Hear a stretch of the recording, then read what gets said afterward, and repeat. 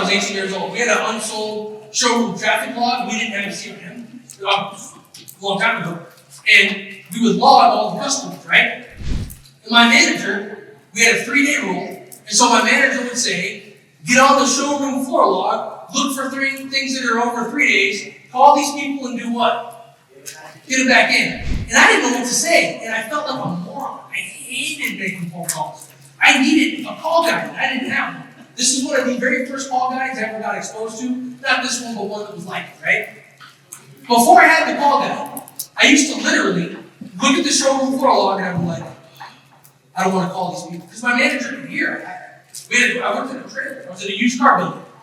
I would dial up customers. And while the phone was ringing the entire time, I'd be going like this. Don't answer. Don't answer. Please don't answer. There's a guy. Please don't answer. The entire time I was terrified. And sometimes the customer would answer. What do you think I would do? They weren't home. I would literally hang up. And then I got a call guide. And I was like, all right, I'm just going to read this stupid call guide. If it doesn't work, I'm not going to feel like an idiot anymore. This is still the hardest phone call for me to make. I hate making this phone call. I don't like it. Personally, I do not like making this phone call.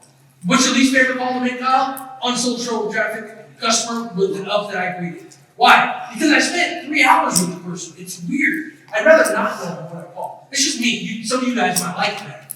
So with this, I'm like, all right, I got my call guide. I'm not going to start chatting about the guy's dog for 20 minutes. I'm calling this because I want to set a what?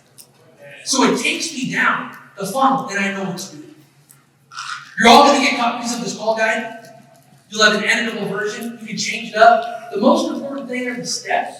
They're far much more important than the actual words. Have a call guide when you guys call these people up. At a minimum, it'll move you in the right direction.